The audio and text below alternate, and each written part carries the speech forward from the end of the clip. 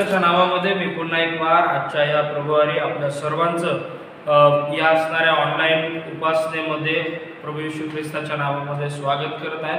प्रियांनो, पुन्हा एक वार यूट्यूबच्या माध्यमातून आपल्यापर्यंत देवाचं वचन घेऊन येत असताना परमेश्वराच्या नावाला धन्यवाद देऊ, त्याची उपकार स्तुती करू, त्याच्या नावाला मान महिमा गौरव आता आणि सदा सर्व काळासाठी देऊ, यासाठी की आतापर्यंत देवबापाने आमचं सहाय्य केलं। या कठीण परिस्थितीमधून जात असताना तो आमचा सहाय्यकर्ता, मार्गदर्शक, पुढारी झाला, त्याबद्दल परमेश्वराच्या नावाला आपण धन्यवाद देऊया। जरी आमच्या आजूबाजूला परिस्थिती जरी कठीण आहे तरी पण प्रभू आमचं सहाय्य करत आहे, संरक्षण करत आहे, सांत्वन देत आहे, त्याची शांती तो आम्हाला देत आहे, त्याबद्दल परमेश्वराच्या नावाला धन्यवाद देणं नितांत गरजेचं आहे। काही दिवसांपूर्वी मागच्या सप्ताहापर्यंत आम्ही उत्तम शुक्रवार आणि पुनरुत्थित दिनाच्या असणाऱ्या उपासनेकडे आम्ही फार बारकाईने लक्ष दिलं आणि पुन्हा एक वार आम्ही आजच्या ह्या प्रभुवारच्या उपासनेमध्ये जात असताना या आपण स्वतः लीन आणि नम्र होऊन पुन्हा एक वार देवाच्या वचनाला नम्रतेने स्वीकारण्यासाठी देवबापाकडे जाऊ आणि त्याच्याकडे ही याचना करू की आज समजणारा अंतःकरण तो आम्हाला दे, यासाठी की जे वचन आज आम्ही ग्रहण करणार आहोत ते वचन आमच्यासाठी, माझ्या वैयक्तिक कुटुंबासाठी, माझ्या असणाऱ्या वैयक्तिक जीवनासाठी ते लाभदायक व्हावं, आशीर्वादाचं व्हावं, त्यासाठी विशेष करून आपण प्रार्थना करूया। यावेळेस आपण डोळे झाकू आणि प्रार्थना करू। देवबापा, आम्ही तुझे आभार मानतो की पुन्हा एक वार तुझं वचन ऐकण्याची संधी तू आम्हाला या माध्यमातून देत आहेस। जिवंत देवबापा, आम्ही जसे आहोत तसे तुझ्या चरणाजवळ येतो आणि प्रार्थना करतो, ज्याप्रमाणे प्रभू तुझं वचन म्हणतं की तू आपल्या संपूर्ण नावाहून आपल्या वचनाची थोरवी वाढवली आहेस आणि म्हणून जिवंत देवबापा, आम्ही जसे आहोत तसे तुझ्या चरणाजवळ येतो, कारण तुझं वचन हे आमच्या मार्गावर दिवा आणि प्रकाश म्हणून काम करतं। तुझं वचन हे आरसा आहे, तुझं वचन हे हातोड्याचं काम करतं, तुझं वचन हे वळंब्याचं काम करतं देवबापा। आणि म्हणून प्रभू आम्ही आमच्या स्वतःला लीनतेने आणि नम्रतेनं तुझ्या हातामध्ये समर्पित करतो। मला तो आपल्या वधस्तंभाच्या आड कलपी, आज ज्या वचनाकडे आम्ही लक्ष केंद्रित करणार आहोत ते वचन आम्हा प्रत्येकासाठी, वैयक्तिक जीवनासाठी, कौटुंबिक जीवनासाठी तो आशीर्वादाचा तू कर आणि तुझ्या नावाला गौरव तू प्राप्त करून घे। इथून पुढची सर्व वेळ देवबापा आम्ही तुझ्या हातामध्ये देतो। हो दे प्रभू, या सर्व उपासनेच्या द्वारे आम्ही केवळ आणि केवळ तुझंच गौरव करावं, अशी दया आणि कृपा ओतणारा तो आमचा जिवंत देवबाप तू हो। इथून पुढची सर्व वेळ तुझ्या हातात दे। धन्य तारणार आमचा प्रभू येशू ख्रिस्त, त्याच्याद्वारे प्रार्थना केली म्हणून तू ऐक, आमेन। प्रियांनो, पुन्हा एक वार देवाच्या वचनाकडे आपण यावेळेस लक्ष केंद्रित करणार आहोत। व्हॉट्सअपच्या माध्यमातून जी वर्शिप ऑर्डर आपल्यापर्यंत पोहोचलेली आहे त्याच्यामध्ये 2 शास्त्र भाग आहेत। त्याच्या व्यतिरिक्त अजून एक शास्त्र भागाकडे आपण या संदेशाच्या माध्यमातून लक्ष केंद्रित करणार आहोत आणि तो शास्त्र भाग आहे मत्तईकृत शुभवर्तमान याचा 28वा अध्याय आणि त्याच्या 16व्या वचनापासून ते 20व्या वचनापर्यंत। हे 3 शास्त्र भाग आज आम्ही एका वेगळ्या दृष्टिकोनातून पाहण्याचा किंवा अभ्यासात्मक दृष्टिकोनातून त्याच्यावर मनन आणि चिंतन करण्याचा आम्ही प्रयत्न करणार आहोत, यासाठी की मागील असणाऱ्या प्रभुवारी आम्ही पुनरुत्थान दिनाची असणारी उपासना मोठ्या आनंदाने आम्ही आपल्या घरामध्ये त्या ठिकाणी पुनरुत्थान दिन साजरा केलेला आहे। प्रभू उठला आहे, खरोखर उठला आहे, या जयघोषानं, या असणाऱ्या घोषवाक्याने आम्ही त्या ठिकाणी प्रभूच्या पुनरुत्थानाची हमी त्या ठिकाणी किंवा आमचा विश्वास त्या ठिकाणी मुखोद्गत केलेला आहे। ज्या वेळेस आम्ही या सर्व असणाऱ्या गोष्टीकडे ज्यावेळेस आम्ही लक्ष केंद्रित करतो, अनेक वेळेस ह्या सर्व गोष्टी ह्या त्या दिवसाशी केंद्रित होऊन त्याच ठिकाणी संपुष्टात येत असताना आम्हाला दिसून येतात। अनेक वेळेस गुड फ्रायडे झाल्यानंतर एकदम पुढच्या वर्षी येणाऱ्या उत्तम शुक्रवाराकडे आम्ही आमचं लक्ष केंद्रित करतो। मग हा उत्तम शुक्रवार आमच्यासाठी कसा उत्तम आहे, वर्षभर आम्ही त्याच्याविषयी मनन चिंतन करण्याचं जी मानसिकता आहे ती त्या ठिकाणी टाळली गेलेली आम्हाला त्या ठिकाणी दिसून येते। किंबहुना हाच प्रकार आम्हाला पुनरुत्थान दिनाच्या असणाऱ्या त्या उपासनेच्या द्वारे किंवा त्या असणाऱ्या सणामध्ये सुद्धा आम्हाला दिसून येतो। एकदा पुनरुत्थानाची असणारी उपासना किंवा हा सण आम्ही त्या ठिकाणी साजरा केला की त्याच्यानंतर एकदम वर्षानंतरच आम्हाला असणाऱ्या ह्या सर्व गोष्टी आठवू लागतात, सर्व घोषणा आठवू लागतात, सर्व त्याच्याशी निगडित असणाऱ्या गीतांकडे त्या असणाऱ्या उपासना क्रमाकडे आम्ही आमचं लक्ष केंद्रित करत राहतो। प्रियानो, प्रिय बंधू आणि भगिनींनो, पुनरुत्थान किंवा ख्रिस्ताचं वधस्तंभावर जाणं हे ज्याप्रमाणे आमच्यासाठी महत्त्वाचं आहे त्याप्रमाणे प्रत्येक दिवसासाठी आमच्या प्रत्येक ख्रिस्ती जीवनाच्या वाटचालीसाठी ख्रिस्ताचं मरण आणि ख्रिस्ताचं पुनरुत्थान, ख्रिस्ताचं स्वर्गारोहण या सर्व गोष्टी आमच्यासाठी अति महत्त्वाच्या आहेत। आणि त्या केवळ त्याच दिवशी किंवा त्याच दिवशी आम्ही त्याचं मनन आणि चिंतन करावं असा काही त्या ठिकाणी उहापोहा किंवा असा त्या ठिकाणी काही क्रम नाहीये। आम्हाला दररोज या गोष्टी स्मरण करणं गरजेचं आहे। आणि अनेक वेळेस हे दिसून येतं की ज्यावेळेस उत्तम शुक्रवार होऊन जातो किंवा पुनरुत्थानाची असणारी तो सण ज्यावेळेस होऊन जातो त्यावेळेस ख्रिस्ताचं असणारं जे कार्य आहे किंवा ख्रिस्ताची असणारी जी मानसिकता आहे, ख्रिस्ताचं असणारं जे बलिदान आहे त्याच्याविषयी आम्ही विचार करणं टाळायला लागतो आणि काहीशा अशा मानसिकतेमध्ये आम्ही आमचं जीवन व्यतीत करायला सुरुवात करतो।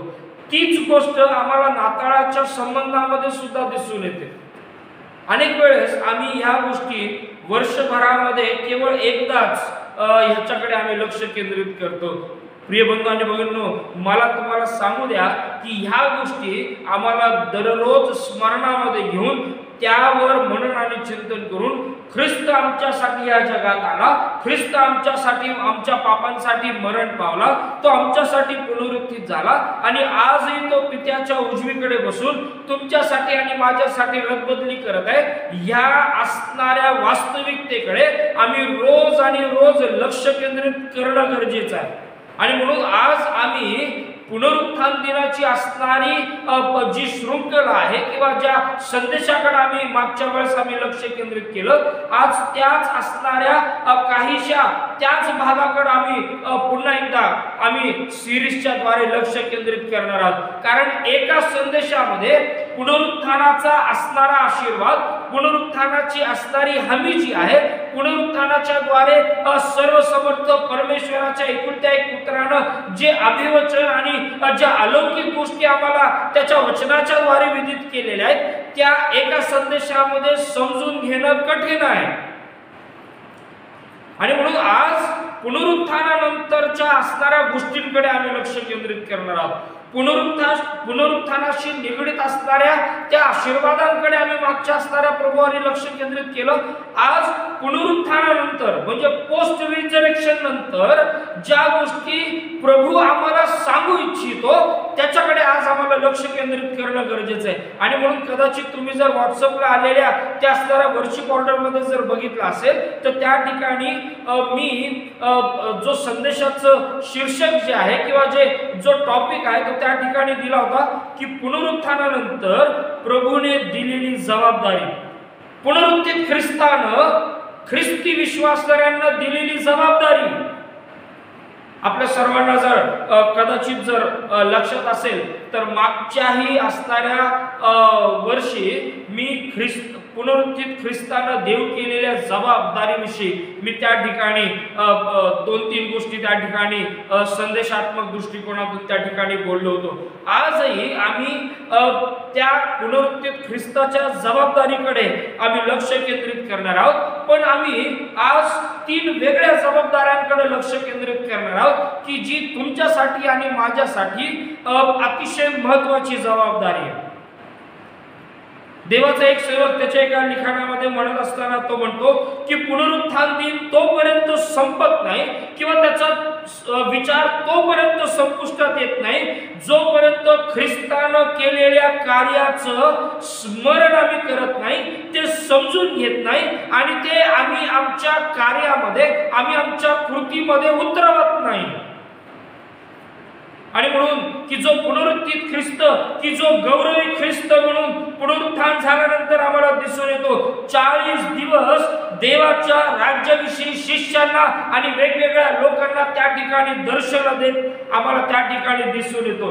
जर प्रेषितांची कृत्याचा पहिला अध्याय आणि त्याच्या असणाऱ्या 3ऱ्या वचनामध्ये जर आम्ही बघितलं तर आम्हाला ह्या सर्व गोष्टी आम्हाला त्या ठिकाणी संत लूकाने नमूद केलेल्या त्या ठिकाणी दिसून येतात. हा डॉक्टर लूक जो आहे, संत लूक जो आहे, हा थियोफिल महाराजाला या असणाऱ्या ख्रिस्ताच्या जीवन चरित्राविषयी आणि मंडळीविषयी, मंडळीच्या इतिहासाविषयी त्या ठिकाणी अतिशय विस्तृत रीतीने लिखाण करत असताना जे लिखाण पवित्र आत्म्याच्या प्रेरणेने प्रेरित होऊन तो करत आहे, त्या लिखाणाविषयी या ठिकाणी आम्हाला बऱ्याचशा गोष्टी आम्हाला त्या ठिकाणी दिसून येतात. आणि म्हणून डॉक्टर लूक ज्यावेळेस या सर्व गोष्टी लिहितो, बघा प्रेषितांची कृत्याचा पहिला अध्याय आणि त्याच्या 3ऱ्या वचनामध्ये लिहित असताना तो म्हणतो की मरण सोसल्यानंतरही त्याने त्यांना पुष्कळ प्रमाणांनी आपण जिवंत आहो हे दाखवलं. पुनरुत्थित ख्रिस्त पुराव्यानिशी लोकांना हे दाखवत आहे की तो जिवंत आहे. त्याच्या पुढे देवाचं वचन आम्हाला सांगतं की 40 दिवस पर्यंत तो त्यांना दर्शन देत असे व देवाच्या राज्याच्या गोष्टी सांगत असे. गौरवी ख्रिस्त की जो आता मानव म्हणून आता या जगामध्ये वावरत नाही, तर तो राजांचा राजा, प्रभूंचा प्रभू म्हणून त्या ठिकाणी वावरत असताना, त्या ठिकाणी त्याचं कार्य करत असताना आम्हाला त्या ठिकाणी दिसून येतो. हा ख्रिस्त, हा मसीहा, हा येशू आम्हाला एका वेगळ्याच प्रकारच्या गौरवी कार्यामध्ये आम्हाला त्या ठिकाणी दिसून येतो. मरण सोसल्यानंतर सुद्धा पुष्कळ जणांना आपल्या सर्व प्रमाणांविषयी जिवंत आहो हे त्याने दाखवणं सोडलं नाही. एवढंच केवळ नाही, जवळजवळ 40 दिवस तो लोकांना दर्शन देत होता आणि देवाच्या राज्याविषयी तो त्या ठिकाणी सांगत होता. आणि म्हणून प्रिय बंधू आणि भगिनींनो, ज्यावेळेस आम्ही या सर्व गोष्टींकडे लक्ष देतो, 4थं वचन त्या ठिकाणी आम्हाला स्पष्टपणे सांगतं, तो व ते एकत्र जमले असताना त्याने आज्ञा केली की यरूशलेम सोडून जाऊ नका, तर पित्यानं देव केलेल्या ज्या देणगीविषयी तुम्ही माझ्याकडून ऐकले तिची वाट पहा. आम्ही थोड्या वेळाने या सर्व गोष्टीवर मनन आणि चिंतन करणार आहोत. सांगण्याचं तात्पर्य प्रिय बंधू आणि भगिनींनो हे की जो पुनरुत्थित ख्रिस्त आहे, हा पुनरुत्थित ख्रिस्त जवळजवळ भूतलावर असताना 40 दिवस त्या ठिकाणी असणाऱ्या लोकांना, त्याच्या शिष्यांना तो दर्शन देत राहिला आणि देवाच्या राज्याविषयीच्या गोष्टी त्या ठिकाणी तो अतिशय मार्मिकतेनं मोठ्या उत्साहाने तो त्या ठिकाणी शिकवू लागला.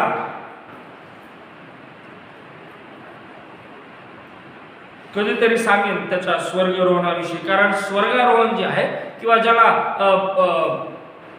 क्राइस्ट असेन्शन सुद्धा ज्या ठिकाणी म्हटलं जातं, त्याच्या असणाऱ्या स्वर्गारोहणाकडे सुद्धा अनेक जण दुर्लक्ष करतात. मी कधीतरी सांगेन की स्वर्गारोहणामध्ये नेमके ख्रिस्ताने आम्हाला काय आशीर्वाद देऊ केलेले आहेत. आणि म्हणून प्रिय बंधू आणि भगिनींनो, ह्या पुनरुत्थित ख्रिस्ताकडं ज्यावेळेस आम्ही बघतो, हा ख्रिस्त की जो पुनरुत्थित झालाय, जो गौरवी स्वरूपामध्ये गौरवी ख्रिस्त म्हणून आमच्या समोर उभा आहे, त्या ख्रिस्तानं आम्हाला त्याच्या असणाऱ्या अलौकिक, त्याच्या असणाऱ्या गोष्टींच्या द्वारे काही गोष्टी देव केल्या. आणि या सर्व गोष्टी देत असताना त्यानं आमच्याकडे जी दृष्टी लावली, एक विश्वासणारा म्हणून, एक त्याचा शिष्य म्हणून. आणि म्हणून पुनरुत्थित ख्रिस्तानं दिलेल्या त्या प्रत्येक गोष्टीकडे आम्ही आमचं लक्ष केंद्रित करणं गरजेचं आहे. आणि म्हणून सुरुवातीला मी जे म्हटलं होतं की हा पुनरुत्थित ख्रिस्त की जो आमच्या संगती त्या ठिकाणी संधान साधू शकतो, संधान साधू इच्छितो, तो ख्रिस्त आम्हाला काही जबाबदाऱ्या त्या ठिकाणी देऊ इच्छितो. आणि म्हणून पुनरुत्थित ख्रिस्त किंवा त्या ख्रिस्तानं दिलेली प्रत्येक जी जबाबदारी आहे, त्या जबाबदारीकडे आम्हाला लक्ष केंद्रित करणं गरजेचं आहे. जर आम्ही या चारही असणाऱ्या शुभवर्तमानाच्या पुस्तकाकडे जर लक्ष केंद्रित केलं तर ह्या चारही शुभवर्तमानाच्या पुस्तकामध्ये आम्हाला त्याच्या प्रत्येक असणाऱ्या शेवटच्या टप्प्यामध्ये किंवा शेवटच्या अध्यायामध्ये पुनरुत्थित ख्रिस्त हा अनेक लोकांना, शिष्यांना आणि वेगवेगळ्या लोकांना त्या ठिकाणी दर्शन देत असताना आम्हाला त्या ठिकाणी दिसून येत आहे. कारण जर आम्ही योहानाच्या शुभवर्तमानामध्ये जर बघितलं तर योहानाच्या 20व्या अध्यायामध्ये तो मरियेला दर्शन देताना दिसतो, तो प्रेषितांना दर्शन देताना दिसतो, तो थोमाला दर्शन देत असताना दिसतो. त्याच्यानंतर योहान 21:1-3 मध्ये तो त्या ठिकाणी 7 शिष्यांना त्या ठिकाणी दर्शन देत असताना आम्हाला त्या ठिकाणी दिसतो. त्याच्यानंतर जर आम्ही लूका शुभवर्तमानामध्ये आलो तर त्या ठिकाणी 2 शिष्यांना की जे अम्माऊसच्या असणाऱ्या वाटेवरून जात असताना त्या ठिकाणी त्या दोघांना दर्शन देत असताना आम्हाला त्या ठिकाणी तो दिसून येतो. त्याच्यानंतर लूका 24 मध्ये आम्हाला प्रेषितांना दर्शन देत असताना त्या ठिकाणी दिसून येतो. त्याच असणाऱ्या गोष्टी मार्क शुभवर्तमानामध्ये ज्यावेळेस आम्ही येतो त्यावेळेस शिष्यांना दर्शन देत असताना मार्क 16 मध्ये तो आम्हाला आढळतो. एवढंच केवळ नाही तर आम्ही मत्तयाच्या शुभवर्तमानामध्ये ज्यावेळेस आम्ही येतो त्यावेळेस मत्तय 28 मध्ये तो स्त्रियांना दर्शन देत असताना त्या ठिकाणी आम्हाला आढळून येतो. त्याच्यानंतर मत्तय 28:16-20 मध्ये जर आम्ही बघितलं तर त्या ठिकाणी तो शिष्यांना दर्शन देत असताना त्या ठिकाणी तो दिसून येतो. एवढंच काय तर आम्ही करिन्थियरास पहिलं पत्र आणि त्याच्या 15व्या अध्यायाच्या 7व्या आणि 8व्या वचनामध्ये जर आम्ही गेलो तर त्या ठिकाणी संत पाऊल करिन्थच्या मंडळीला लिहित असताना तो म्हणतो की तो याकोबाला सुद्धा दिसला आणि जो अकाली जन्मलेला मी मलाही तो शेवटाला त्या ठिकाणी दिसून आला. कारण प्रेषितांमध्ये मी सर्व प्रेषितांमध्ये मी कनिष्ठ आहे.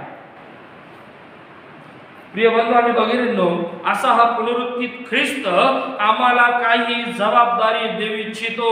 ख्रिस्ती विश्वासणाऱ्यांनो, मंडळींनो, हा पुनरुत्थित ख्रिस्ताचं पुनरुत्थान झाल्यानंतर आमच्या सगळ्या गोष्टी जैसे थे झाल्या असं नाही. आता आम्ही पुनरुत्थानाची भक्ती केली, आम्ही त्या ठिकाणी ईस्टर साजरा केला. मला माहित नाही ईस्टर का म्हटलं जातं. पुनरुत्थान दिन ज्यावेळेस आम्ही साजरा करतो त्यावेळेस सगळं संपुष्टामध्ये येत नाही. खरं पुनरुत्थान दिनाचं औचित्य आम्हाला जर समजून घ्यायचं असेल, खरं पुनरुत्थान दिन जर आम्हाला समजून घ्यायचं असेल तर पुनरुत्थानाच्या दिनानंतरची असणारं ख्रिस्ताचं सेवा कार्य, जो तो स्वर्गरोहण त्याचं होईपर्यंत असणारं कार्य हे बारकाईनं समजून घेणं गरजेचं आहे. आणि म्हणून प्रिय बंधू आणि भगिनींनो, ज्यावेळेस या असणाऱ्या सर्व गोष्टींकडे ज्यावेळेस आम्ही लक्ष केंद्रित करतो आम्हाला हे समजून घेणं गरजेचं आहे. ज्या व्यक्तीला ख्रिस्तानं दर्शन दिलं त्या प्रत्येक दर्शनामध्ये ख्रिस्तानं त्या व्यक्तीला, त्या लोकांना, त्या गटाला, त्या असणाऱ्या त्या पर्सनॅलिटीला त्याने एक जबाबदारी देऊ केली. आणि म्हणून एक विश्वासणारा म्हणून, एक मंडळीचा भाग म्हणून, एक मंडळीचा अविभाज्य घटक म्हणून आम्हाला ते समजून घेणं गरजेचं आहे. आणि केवळ समजून घेणं गरजेचं नाही तर ते आम्ही आमच्या कृतीमध्ये मंडळी म्हणून, शिष्य म्हणून किंवा विश्वासणारा म्हणून आम्हाला ते कृतीमध्ये आणणं गरजेचं आहे. कारण ख्रिस्तानं दिलेलं दर्शन आम्हाला खूप काही शिकवतं. ख्रिस्तानं दिलेलं दर्शन आम्हाला एक संध ठेवतं. ख्रिस्तानं दिलेलं दर्शन आम्हाला एकरूप करतं. ख्रिस्तानं दिलेलं दर्शन आम्हाला ख्रिस्तासाठी आणि देवराज्याच्या वाढीसाठी कार्य करण्यास प्रोत्साहित करतं. प्रिय बंधू आणि भगिनींनो, ज्यांनी पवित्र शास्त्रामध्ये ज्यांना ख्रिस्तानं दर्शन दिलं, ज्यांना देवानं, सर्वसमर्थ परमेश्वरानं दर्शन दिली, त्या प्रत्येक व्यक्तीचं जीवनच बदलून गेलं. ज्यांनी त्या ख्रिस्ताला, सर्वसमर्थ पित्याला ज्यांनी आपल्या जीवनामध्ये ग्रहण केलं, ज्यांनी त्याचं सार्वभौमत्व आपल्या जीवनामध्ये अनुभवलं, ते त्यांचे स्वतःचे कधीच राहिले नाहीत. आणि म्हणून पवित्र शास्त्र आम्हाला स्पष्टपणे सांगतं की त्याच्या दर्शनासाठी आम्ही उत्सुक असणं गरजेचं आहे. आमचा देव आम्हाला दर्शन देतो. आमचा देव त्याचं मनोरथ, आमचा देव त्याचे संकल्प, त्याच्या योजना, त्याच्या इच्छा, त्याचं सार्वभौमत्व त्याच्या दर्शनातून आम्हाला प्रगट करतो. प्रिय बंधू आणि भगिनींनो, हा पुनरुत्थित देव, हा पुनरुत्थित ख्रिस्त, हा गौरवी ख्रिस्त त्याच्या दर्शनाच्या द्वारे त्या लोकांना जबाबदारी देऊ इच्छितो जे त्याच्या त्याच्याशी एक समज होऊ इच्छितात हा त्यांना जबाबदारी देऊ इच्छितो, जे त्याच्याशी एकरूप होऊ इच्छितात हा त्यांना जबाबदारी देऊ इच्छितो, की ज्यांना ख्रिस्ताचं दर्शन या देवाचं दर्शन हवंसं वाटतं, ज्यांचं जीवन बदलून जातं, असा हा ख्रिस्त, असा हा पुनरुत्थित ख्रिस्त या दर्शनाच्या द्वारे तुम्हाला आणि मला त्याची इच्छा प्रगट करतो, त्याचं मनोरथ त्या ठिकाणी प्रगट करतो, त्याचे संकल्प प्रगट करतो, त्याची इच्छा तो त्या ठिकाणी व्यक्त करतो. आम्ही त्याच्यासाठी त्याच्याद्वारे देवाच्या राज्यासाठी काहीतरी करावं ही सर्वसमर्थ परमेश्वराची ख्रिस्ताच्या करवी दिलेली तुम्हाला आणि मला त्याची इच्छा आहे. ही त्याची प्रबळ इच्छा आहे की जी इच्छा तुम्ही आणि मी म्हणजे मंडळीनं पूर्ण करावी ही सर्वसमर्थ परमेश्वराची आणि त्याच्या एकुलता एक पुत्राची इच्छा आहे.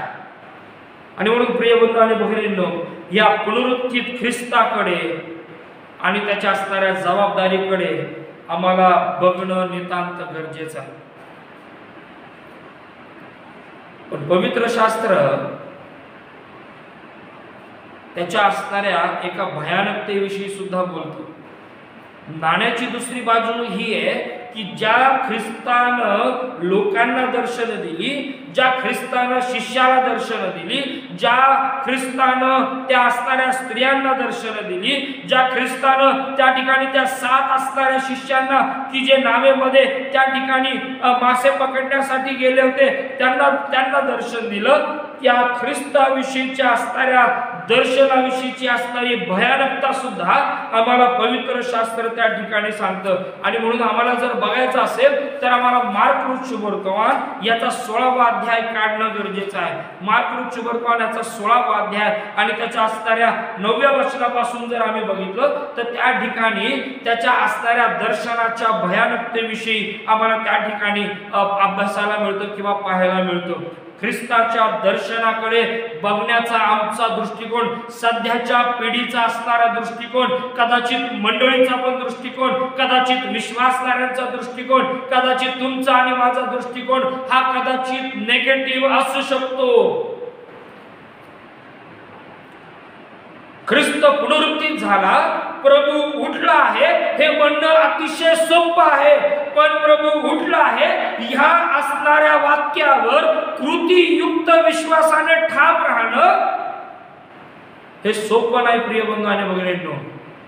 आणि ख्रिस्ताच्या संगती राहिल्याशिवाय ते त्या ठिकाणी सक्सेस होऊ शकत नाही.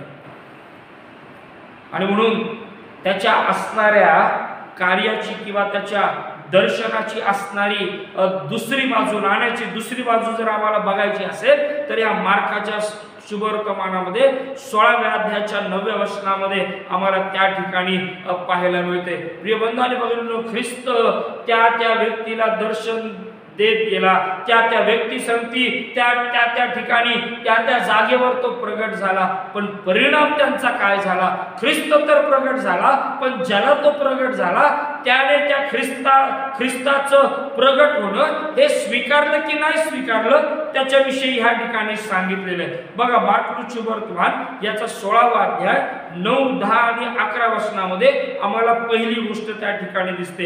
त्या ठिकाणी म्हटलेलं आहे, आठवड्याच्या पहिल्या दिवशी प्रातःकाळी त्याचे पुनरुत्थान झाल्यावर त्याने पहिल्या प्रथम मगदालिया मरिया हिला दर्शन दिले. लक्षात घ्या, पहिलं दर्शन हे मगदालिया मरिया हिला दिलं. हिच्यामधून त्याने 7 भूते काढली होती. तिने जाऊन हे वर्तमान त्याच्या बरोबर पूर्वी असलेल्या आणि आता शोक करीत व रडत असलेल्या लोकांना सांगितले. 11 वचन म्हणतं, आता तो जिवंत असून तिच्या दृष्टीस पडला होता. हे ऐकून त्यांनी विश्वास ठेविला नाही. कोणी विश्वास ठेवला नाही? की जे त्याच्याबरोबर पूर्वी होते, जे त्याच्यासाठी पूर्वी चालले, ज्यांनी पूर्वी चमत्कार अनुभवले. कदाचित हे लोक पूर्वी त्या 5000च्या भोजनामध्ये ज्यावेळेस त्या ख्रिस्ताने चमत्कार केला कदाचित त्यातले असतील. यांच्यातला कुठला तरी एक व्यक्ती असेल की ज्याच्या जीवनामध्ये ख्रिस्ताने चमत्कार केलेला असेल, माहित नाही.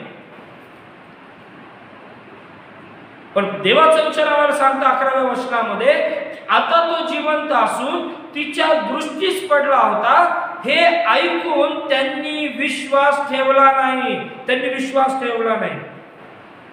ख्रिस्ताचं दर्शन झालं, ज्याला दर्शन झालं, जिला दर्शन झालं, तिनं ते जसं आहे तसं सांगितलं, विश्वास ठेवला नाही.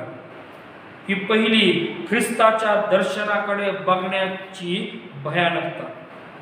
दुसरी गोष्ट 12व्या वचनामध्ये, मार्क 16 आणि 12, यानंतर त्यांच्यापैकी दोघे जण अरण्यात चालले असता त्यांना तो दुसऱ्या रूपाने प्रगट झाला. त्यांनी जाऊन इतरांस सांगितले, तरी त्यांनी त्यांच्यावरही विश्वास ठेवला नाही. ही दुसरी भयानकता. ही दुसरी भयानकता. दर्शन झाल्यानंतर सुद्धा, प्रगट झाल्यानंतर सुद्धा इतरांना सांगितलं जातं, तरी त्यांच्यावर विश्वास ठेवला जात नाही. तिसरी भयानकता 14व्या वचनामध्ये आम्हाला त्या ठिकाणी पाहायला मिळते. 14वं वचन, मार्क वर्तमान 16वा अध्याय आणि 14वं वचन. त्या ठिकाणी म्हटलं, नंतर 11 जण जेवावयास बसले असता त्यांनाही तो प्रगट झाला. कोण? त्याचे शिष्य. त्यांनाही तो प्रगट झाला आणि ज्यांनी त्याला उठलेले पाहिले होते त्यांच्यावर त्यांनी विश्वास ठेवला नाही. म्हणून त्याने त्यांचा अविश्वास व अंतःकरणाचा कठीणपणा याविषयी त्यास दोष लाविला. किती भयानकता आहे प्रिय बंधू आणि भगिनींनो. पुनरुत्थित देव हा आमच्याकडे येतो तरी आम्ही त्याचा स्वीकार करत नाही. योहान वर्तमानामध्ये म्हटलं नाही का की तो त्याच्या स्वकीयांकडे आला तरी स्वकीयांनी त्याचा स्वीकार केला. पुनरुत्थित देव आमच्याकडे आला, त्यानं दर्शन दिली, तो आम्हाला प्रगट झाला, तरीही आम्ही त्याच्यावर विश्वास ठेवला नाही. अनेक वेळेस देव आमच्या जीवनामध्ये कार्य करतो, अनेक वेळेस तो आम्हाला दर्शन देतो, अनेक वेळेस तो वेगवेगळ्या माध्यमातून आमच्या संगती बोलतो, त्याच्या वचनाच्या द्वारे तो आमच्या संगती बोलतो. त्याचं अल्टिमेट रेव्हेलेशन की जे देवाचं वचन त्याने आम्हाला दिलेले, त्या देवाच्या वचनाच्या द्वारे, त्याच्या शब्दांच्या द्वारे तो आमच्या संगती बोलू लागतो, तरीही आम्ही त्याच्यावर विश्वास ठेवत नाही. या वचनांच्या द्वारे तो आमच्या समोर येतो, आम्हाला प्रगट होतो, तरीही आम्ही त्याच्यावर विश्वास ठेवत नाही. एवढंच केवळ नाही, अजून भयानकता जर बघायची का, मत्तेय सुवर्तमान याचा 28वा अध्याय आणि त्याच्या 17व्या वचनामध्ये जर आम्ही बघितलं तर त्या ठिकाणी स्पष्टपणे म्हटलेलं आहे, आणि त्यांनी त्याला तेथे पाहून नमन केले तरी कित्येकास संशय वाटला. संशय, पुनरुत्थित ख्रिस्तावर संशय ठेवण्याची मनोवृत्ती. लूक वर्तमान 24वा अध्याय आणि त्याच्या असणाऱ्या 35व्या असणाऱ्या वचनाकडे जर आम्ही आलो तर त्या ठिकाणी स्पष्टपणे डॉक्टर लूक त्या ठिकाणी म्हणत असताना त्या ठिकाणी फार सुंदर रीतीने त्या ठिकाणी तो म्हणतो, मग त्यांनी वाटेतल्या घटना आणि त्याने भाकर मोडली तेव्हा आपण त्याला कसे ओळखले हे निवेदन केले. एवढंच केवळ नाही तर आम्ही 36 आणि 37व्या वचनामध्ये जर आम्ही आलो तर त्या ठिकाणी म्हटलेले, ते या गोष्टी सांगत असता तो स्वतः त्यांच्यामध्ये उभा राहिला व त्यांना म्हणाला, तुम्हाला शांती असो. पण ते घाबरून भयभीत झाले आणि आपण भूत पाहत आहोत असे त्यांना वाटले. पुनरुत्थित ख्रिस्त आम्हाला वेगळा वाटू लागला. आणि म्हणून मार्क 16:9 ते 11 विश्वास ठेवला नाही, मार्क 16:12-13 विश्वास ठेवला नाही, मार्क 16:14 मध्ये शिष्यांनी विश्वास ठेवला नाही, मत्तेय 28:17 मध्ये कित्येकास संशय वाटला, लूक 24 मध्ये ख्रिस्ताला, त्या पुनरुत्थित ख्रिस्ताला बघितल्यानंतर त्यांना असं वाटलं की आपण जणू काय भूत पाहत आहोत. ख्रिस्ताच्या दर्शनाकडे बघण्याचा आमचा दृष्टिकोन काय आहे? नाण्याची दुसरी बाजू आणि ख्रिस्ताशी एकरूप होऊन सुद्धा त्याच्या पुनरुत्थानाच्या असणाऱ्या वास्तविकतेला नाकारणारी मानसिकता आम्हाला ह्या ठिकाणी दिसून येते. प्रिय बंधू आणि भगिनींनो, हा गौरवी ख्रिस्त की जो आता पुनरुत्थानानंतर मानव नाही तर तो देव म्हणून आमच्या समोर उभा आहे, तो आम्हास त्याची वचने, आम्हास त्याची शिकवण तो आम्हाला सदोदित आणि सदोदित त्या ठिकाणी देत आहे. आणि म्हणून त्याची शिकवण आमच्यासाठी काय आहे, त्याने देव केलेली जबाबदारी काय आहे हे आम्हाला समजून घेणं गरजेचं आहे. पुनरुत्थित देव आम्हाला जबाबदारी देऊ इच्छितो. पुनरुत्थित देव त्याच्यावर विश्वास ठेवणाऱ्या लेकरांना एक जबाबदारी देऊ इच्छितो. त्या जबाबदारीकडे आम्हाला बघणं गरजेचं आहे. प्रियांनो, आज त्या जबाबदारीकडे जर आम्ही बघितलं नाही तर ख्रिस्ताचं सार्वभौमत्व आमच्या जीवनामधून दिसलं जाणार नाही. जर आम्ही ती जबाबदारी स्वीकारली नाही तर आमच्या शिष्यत्वावर, आमच्या असणाऱ्या विश्वासावर एक भलं मोठं प्रश्नचिन्ह येऊन जाईल. जर आम्ही त्याची जबाबदारी स्वीकारली नाही तर आम्ही ख्रिस्त केंद्रित आहोत की नाही हा मोठा प्रश्न आम्हाला पडल्याशिवाय राहणार नाही. आम्ही जर त्याची जबाबदारी स्वीकारणार नाही तर आम्ही त्या मंडळीचे अविभाज्य घटक आहोत की नाही हा मोठा प्रश्नचिन्ह त्या ठिकाणी पडल्याशिवाय राहणार नाही. आणि जर आम्ही जबाबदारी स्वीकारत नाही, काय आम्ही त्या स्वर्गीय राज्याचे वाटेकरी हो का याच्यावर प्रश्नचिन्ह लागल्याशिवाय राहणार नाही. आणि म्हणून प्रिय बंधू आणि भगिनींनो, पुनरुत्थित ख्रिस्त आम्हाला जबाबदारी देतो. पुनरुत्थित ख्रिस्त आम्हाला जबाबदारी देतो. पहिली जबाबदारी मत्ती 28:1 आणि त्याच्या असणाऱ्या 1 ते 10, मत्ती 28:1 ते 10 या वचनांमध्ये आम्हाला त्या ठिकाणी दिसून येते. जर आम्ही बारकाईने जर बघितलं त्या ठिकाणी मत्त्याच्या असणाऱ्या सुवर्तमानामध्ये 28व्या अध्यायाच्या पहिल्या वचनापासून जर आम्ही बघितलं तर शब्दानंतरचा आठवड्याचा पहिला दिवस उजाडताच आम्हाला त्या ठिकाणी दिसतं की मगदलिया मरिया आणि दुसरी मरिया त्या ठिकाणी कबर पाहण्यासाठी गेल्या. आणि तो सगळा वृत्तांत त्या ठिकाणी असताना त्या ठिकाणी जर आम्ही 6व्या-7व्या वचनाकडे जर आम्ही आलो तर त्या ठिकाणी स्पष्टपणे देवदूताचं झालेलं दर्शन आम्हाला त्या ठिकाणी पाहायला मिळतो. 5व्या वचनामध्ये देवदूत त्या स्त्रियास म्हणतो, तुम्ही भिवू नका, वधस्तंभावर खेळलेल्या येशूचा शोध तुम्ही करीत आहात हे मला ठाऊक आहे. तो येथे नाही, कारण त्याने सांगितल्याप्रमाणे तो उठला आहे. या तो निजला होता ते हे स्थळ पहा आणि लवकर जाऊन त्याच्या शिष्यांना सांगा तो मेलेल्यातून उठला आहे. पहा, तो तुमच्या आधी गालिलात जात आहे, तेथे तो तुमच्या दृष्टीस पडेल. पहा, मी तुम्हाला हे सांगितले आहे. त्या स्त्रिया मोठ्या आनंदाने भयभीत होऊन त्या ठिकाणाहून गेल्या आणि त्यांनी हे सर्व वर्तमान त्या शिष्यांना त्या ठिकाणी सांगितलं. त्याच्यानंतर 10व्या वचनामध्ये त्या ठिकाणी येशू त्या ठिकाणी प्रकट झालेला आम्हाला त्या ठिकाणी दिसून येतो. तो म्हणतो, कल्याण असो. त्यांचे चरण धरून त्या ठिकाणी त्याचे शिष्य ते लोक त्याला नमन करतात. 10व्या वचनामध्ये आल्यानंतर आम्हाला दिसून येतं, तेव्हा येशूने त्यास म्हटले, भिवू नका, जा माझ्या भावास सांगा की त्यांनी गालिलात जावे, तेथे मी त्यांच्या दृष्टीस पडेन. तेथे मी त्यांच्या दृष्टीस पडेन. पहिली जबाबदारी प्रिय बंधू आणि भगिनींनो, तुम्हाला आणि मला, मंडळीला जर ख्रिस्तानं जर काय दिली असेल तर ही आहे, ख्रिस्तानं सांगितलेल्या ठिकाणी जाण्याची जबाबदारी. पुनरुत्थित ख्रिस्त आम्हाला कुठेतरी एक डेस्टिनेशन देऊन, एक ठिकाण देऊन आम्हाला त्या ठिकाणी जाण्यासाठी सांगत आहे. काय ते जाण्याची जबाबदारी आम्ही स्वीकारत आहोत का? अनेक वेळेस ख्रिस्त जे स्पेसिफिकली आम्हाला सांगतो ते आम्हाला आवडत नाही. आणि म्हणून मत्ती 28 मध्ये जर आम्ही 5 ते 10 मध्ये जर आम्ही बघितलं त्या ठिकाणी स्पष्टपणे तो सांगतो की तुम्हाला त्या ठिकाणी त्याने सांगितलं, माझ्या भावास सांगा की मी त्या ठिकाणी गालिलात तुम्हाला त्या ठिकाणी आढळेल. एवढंच केवळ नाही तर योहानाच्या शुभवर्तमानामध्ये 21व्या अध्यायाच्या 6व्या वचनामध्ये जर बघितलं तर त्या ठिकाणी ते असणारे 7 शिष्य की जे आपला मसवा घेऊन मासे पकडण्यासाठी जातात आणि त्या ठिकाणी येशू ज्यावेळेस त्या ठिकाणी दिसून येतो, त्याचं दर्शन ज्यावेळेस त्या ठिकाणी होतं त्यावेळेस तो स्पष्टपणे सांगतो की मसव्याच्या उजव्या बाजूला जाळे टाकण्यास ख्रिस्त स्वतः त्या ठिकाणी सांगतो. ख्रिस्त आमच्या संगती बोलत असताना प्रियांनो तो फार स्पेसिफिकली बोलतो. जे बोलायचं ते तो बोलतो. आणि म्हणून पुनरुत्थानानंतरचा असणारा किंवा पुनरुत्थानानंतरची जबाबदारी आमच्यासाठी, तुमच्यासाठी आणि माझ्यासाठी काय आहे की जे ख्रिस्त आम्हाला ज्या ठिकाणी जायला सांगत आहे त्या ठिकाणी जाण्याची असणारी जबाबदारी तुम्ही आणि मी स्वीकारतो का हे पाहणं गरजेचं आहे.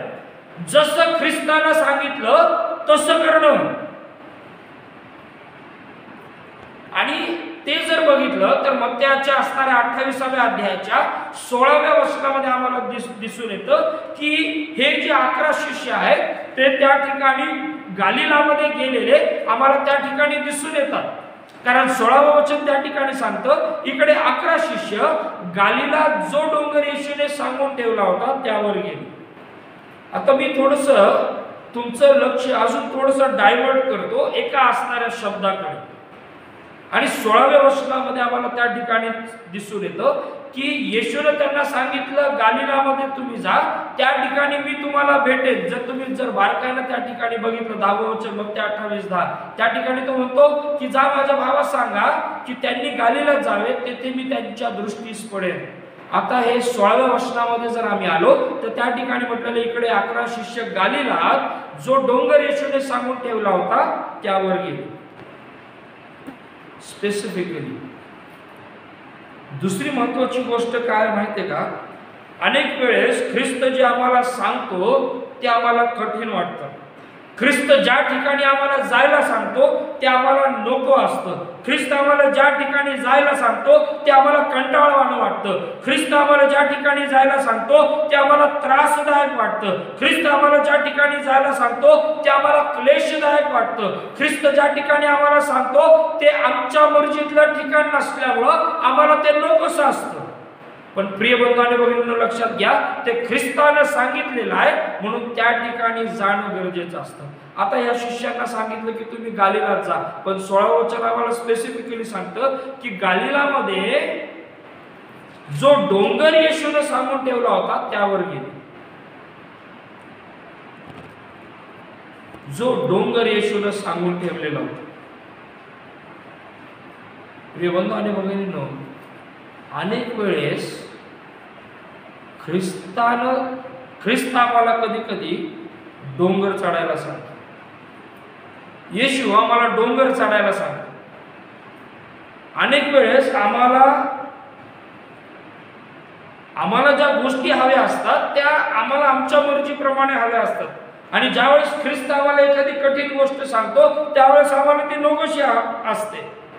आणि म्हणून ख्रिस्ताचं दर्शन जर आम्हाला हवं असेल तर आम्हाला असे कैक डोंगर पार करणं गरजेचं आहे. शिष्यांना त्या ठिकाणी स्पष्टपणे शिष्यांविषयी देवाचं वचन सांगतं की जो डोंगर येशूने सांगून ठेवला होता त्यावर ते गेले. डोंगर कसाही असो, तो छोटा असो, मोठा असो किंवा फार मोठा असो, डोंगर चढणं ही साधी गोष्ट नसते आणि सोपी गोष्ट नसते. डोंगर चढत असताना आम्हाला अतिशय वेदनांना, कठीणतेला सामोरं जावं लागतं. आणि म्हणून ते चढणं, तो डोंगर चढणं आमच्यासाठी क्लेशदायक असतं, त्रासदायक असतं, कंटाळवाणं असतं, नकोसं असतं, कठीण असतं. पण गंमत काय माहितीये का, 17 वचन त्या ठिकाणी आम्हाला सांगतं शिष्यांनी तो डोंगर पार केला, त्या डोंगरावर गेले आणि 17व्या वचनामध्ये म्हटलेले आणि त्यांनी त्याला तेथे पाहून नमन केलं. ख्रिस्ताचं दर्शन घडलं. डोंगर पार केला, डोंगरावर ते गेले, ख्रिस्ताचं दर्शन त्या ठिकाणी झालं. प्रिय बंधू आणि भगिनींनो, आम्ही ज्या वेळेस कठीणतेला पार करू, असे जीवनातले कैक डोंगर ज्यावेळेस आम्ही पार करू त्यावेळेस लक्षात घ्या, देव आम्हाला आशीर्वादित केल्याशिवाय राहणार नाही. देवाचं सार्वभौमत्व तुमच्या आणि माझ्या जीवनामध्ये प्रकट झाल्याशिवाय राहणार नाही. ख्रिस्ताचं दर्शन हवंय, ख्रिस्ताचं सार्वभौमत्वाचा अनुभव घ्यायचा आहे, डोंगर पार करा. डोंगर पार करा. कुठला डोंगर? जो येशूने सांगितलेला, जो येशूने सांगितलेला. ज्या डोंगरावर चढायला येशूने सांगितलेलंच नाहीये ते चढू नका. अनेक वेळेस आम्ही असे डोंगर चढायला घेतो की जे येशूच्या सार्वभौमत्वामध्ये नसतात, जिथे येशूचं दर्शन होत नाही असे डोंगर आम्ही चढायला घेतो. आणि होतं काय, त्या ठिकाणी आम्हाला येशू भेटत नाही. येशू म्हणतो, अरे बाबा मी हा डोंगर चढायला तुला सांगितलंच नाही, कारण मी त्या ठिकाणी नाहीच. जगित्तेचे डोंगर आहेत. की जे आम्हाला हवेसे वाटतात, पण त्या ठिकाणी येशूचं दर्शन होत नाही. आणि म्हणून ही जबाबदारी आहे प्रिय बंधू आणि भगिनींनो, जिथं ख्रिस्त आम्हाला जायला सांगतो तिथं जाणं, जिथं ख्रिस्त आम्हाला जायला सांगत नाही तिथं न जाणं. आणि म्हणून ही पहिली जबाबदारी आहे की जी आम्हाला आमच्या जीवनामध्ये लागू करणं गरजेचं आहे. ख्रिस्ताचं जर दर्शन आम्हाला हवं आहे तर डोंगर पार करणं गरजेचं आहे. आणि म्हणून डोंगर चढणं ही साधी गोष्ट नाही, पण ज्यावेळेस आम्ही तो डोंगर सर करतो त्यावेळेस ख्रिस्ताचं दर्शन झाल्याशिवाय आम्हाला राहत नाही. आणि म्हणून प्रिय बंधू आणि भगिनींनो, ख्रिस्त आमच्या सहभागितेमध्ये येतो, आम्ही ख्रिस्ताच्या सहभागितेमध्ये येतो. एवढंच नाही झालं बरं का की त्यांनी नमन केलं. 18व्या वचनामध्ये म्हटलेलं आहे, तेव्हा येशू जवळ येऊन त्यांच्याशी बोलताना म्हणाला. They had a blessed communication. ख्रिस्ता संगती त्यांचं बोलणं झालं, त्यांचा वार्तालाप झाला. आणि म्हणून प्रिय बंधू आणि भगिनींनो, डोंगर ज्यावेळेस आम्ही चढत आहोत त्यावेळेस लक्षात ठेवा, ख्रिस्ताचं दर्शन तुम्हाला होत आहे. आणि दुसरी गोष्ट, ख्रिस्त तुमच्या संगती बोलत आहे. तो त्याचं हितगुज तो तुमच्या संगती त्या ठिकाणी पार पाडत आहे. आणि म्हणून प्रिय बंधू आणि भगिनींनो, आम्हाला ही महत्त्वाची जबाबदारी देवानं तुम्हाला आणि मला दिलेली. आज एक जबाबदारी सांगून मी ह्या ठिकाणी थांबते, कारण आपण पुढच्या आठवड्यामध्ये अजून एक दुसरी जबाबदारी आम्ही त्या ठिकाणी पाहणार आहोत. अजून 2 जबाबदाऱ्या ज्या आहेत त्याकडे आम्ही लक्ष केंद्रित करणार आहोत. आणि मग त्याच्यानंतरच्या असणाऱ्या प्रभुवारी आम्ही ख्रिस्ताचं स्वर्गारोहण हे आमच्यासाठी, मंडळीसाठी कसं आशीर्वादाचं झालं याच्याकडे आम्ही लक्ष केंद्रित करणार आहोत. प्रिय बंधू आणि भगिनींनो, जगामध्ये अनेक देवाचे सेवक होऊन गेले की ज्यांनी ख्रिस्ताच्या सार्वभौमत्वाची जबाबदारी स्वीकारली, पुनरुत्थित ख्रिस्ताच्या असणाऱ्या कार्याची जबाबदारी मोठ्या आनंदाने स्वीकारली. जे ख्रिस्तासाठी, जे पुनरुत्थित ख्रिस्तासाठी रक्तसाक्षी झाले, मरायलाही तयार झाले. काय एक ख्रिस्ती व्यक्ती या नात्याने, मंडळीचा घटक या नात्याने, सेवक या नात्याने, सेविका या नात्याने, विश्वासणारी या नात्याने, देवाचं मूल ह्या नात्याने, काय मी ही जबाबदारी स्वीकारायला तयार आहे. जिथं ख्रिस्त सांगतो मी तिथंच जाणार, जिथं ख्रिस्त सांगत नाही तिथं मी जाणार नाही. जो डोंगर मला ख्रिस्त चढायला सांगते तोच मी चढणार, कारण मला जर ख्रिस्ताचं दर्शन हवंय तर त्याच ठिकाणी मला ख्रिस्ताचं दर्शन आहे. केवळ दर्शनच नाही तर ख्रिस्त माझ्या संगती त्या ठिकाणी हितगुज सुद्धा साधत आहे. त्याच्या कल्पना, त्याच्या इच्छा, त्याच्या असणाऱ्या सर्व गोष्टी तुम्हाला त्या ठिकाणी प्रगट करत आहे. काय मी ही जबाबदारी स्वीकारायला तयार आहे का? देवबाप करो या वचनाच्या द्वारे तो तुम्हाला आणि मला या ठिकाणी आशीर्वादित करू. या आपण या प्रार्थनेकडे जाऊ. त्याच्यानंतर प्रभूची प्रार्थना सुगंध देवा परात्पर आशीर्वाद घेऊन हालेलुया गीताच्या द्वारे आपल्या भक्तीचा या ठिकाणी समारोप करूया. जिवंत देवबापा, आम्ही पुन्हा एक वार तुझ्या नावाला धन्यवाद देतो, तुझी उपकारस्तुती करतो, कारण तू महान असा देव आहेस, राजांचा राजा, प्रभूंचा प्रभू, राजेश्वर केवळ तूच आहेस. तू पुनरुत्थित देव आहेस. आणि म्हणून प्रभू आम्ही आमचं लक्ष तुझ्याकडे लावतो. तू आम्हाला एक जबाबदारी दिलीस आणि ती जबाबदारी ही आहे प्रभू की ज्या ठिकाणी तू आम्हाला जायला सांगतोस त्या ठिकाणी आम्ही पोहोचावं ही तुझी इच्छा. कदाचित त्या ठिकाणी जात असताना आमच्या जीवनामध्ये बरेच अडथळे येतील, काही प्रकारचे डोंगर आमच्या समोर येतील, पण प्रभू ज्यावेळेस आम्ही त्या डोंगरावर जातो त्यावेळेस तू त्या ठिकाणी आहेस, आम्ही हे विसरू नये. तुझं दर्शन आम्हाला त्या ठिकाणी घडतं, तू आमच्या संगती बोलू लागतोस प्रभू, आम्ही हे विसरू नये. आणि म्हणून जगातला दुसरा कुठलाच आनंद तुझ्या सहभागितेशिवाय आम्हाला मिळणार नाही. आणि म्हणून देवबापा आम्ही आमचं सर्वस्व तुला अर्पण करतो. त्या पुनरुत्थानाच्या असणाऱ्या ह्या प्रभूजी या सत्यतेकडे प्रभू आम्ही आमचं लक्ष केंद्रित करतो. यासाठी देवबापा, कारण ह्याही गोष्टींच्या द्वारे तू आमच्या संगती संधान सांगतोस. सर्व मान, महिमा, गौरव, आदर आणि सन्मान तुला देतो. विशेष करून देवबापा आम्ही प्रार्थना करतो की ज्यांनी आज दान गोळा केलेले ते दान तू आशीर्वादित तू कर प्रभू. ज्यांची उपकार स्तुती आहे प्रभू वेगवेगळ्या प्रकारचे विषय असतील त्या प्रत्येकाची उपकार स्तुती येशूच्या नावामध्ये मान्य तू करून घे. देवबाप आम्ही प्रार्थना करतो प्रभू ज्यांच्या असणाऱ्या कुटुंबामध्ये दुःखाचा प्रसंग ओढावला प्रभूजी, अनेक कुटुंब प्रभूजी कोरोनाने बाधित झाले प्रभूजी, ह्या मंडळीतले अनेक लोक प्रभूजी ह्या असणाऱ्या प्रोसेसमधून गेले प्रभूजी, तू त्यांचा सांत्वन देणारा देवबाप झालास, कृपा होतणारा देवबाप झालास प्रभूजी, आरोग्य देणारा यावे रुफे देवबाप झालास, पुरवठा करणारा यावे रे देवबाप झालास, तू एल शब्दाय झालास, यावेनिसी झालास, एल रोई झालास. आम्ही त्याबद्दल तुझ्या नावाला धन्यवाद देतो आणि प्रार्थना करतो प्रभू या मंडळीतल्या प्रत्येक लहान थोर सभासदाला, केवळ हीच मंडळी नाही तर आज प्रभूजी ज्या ज्या ठिकाणी तुझे भक्तगण प्रभूजी आज तुझ्या उपासनेमध्ये रममाण झालेले आहेत त्या प्रत्येकाला येशूच्या नावामध्ये आशीर्वादित तू कर. प्रत्येकाची गरज तुझ्या हातामध्ये तू घे, प्रत्येकाला आरोग्य देणारा देवबाप तू हो प्रभूजी. या महामारीपासून आमचा बचाव तू कर, आम्हाला सुरक्षित तू कर, यासाठी की आम्ही पुन्हा एकदा नव्याने उभं राहून तुझं गौरव करावं, तुझं गुणगान करावं. प्रभूजी जे आजारी आहेत, बिछाण्याला खेळलेले आहेत त्या प्रत्येकाला प्रभूजी आरोग्य देणारा त्यांचा देवबाप हो. आजचं वचन आशीर्वादित केलंस, आम्ही त्याबद्दल तुझ्या नावाला धन्यवाद देतो. सर्व काही तुझ्या हातामध्ये समर्पित कर. धन्य तारणारा आमचा प्रभू येशू ख्रिस्त त्याच्याद्वारे प्रार्थना केली म्हणून तू आहे. आमेन. हे आमच्या स्वर्गातील बाबा, तुझे नाम पवित्र मानले जा, तुझे राज्य जसे स्वर्गात तसे पृथ्वीवर, तुझ्या इच्छेप्रमाणे आमची रोजची भाकर आज आम्हाला दे. आणि जसे आम्ही आमच्या ऋणासरून सोडला तसेच तू आमची ऋणे आम्हास सोड आणि आम्हास परीक्षेत आणू नकोस तर आम्हास वाईटापासून सोड. कारण की राज्य सामर्थ्याने गौरव हे सर्व काळ तुझीच आहे. आमेन.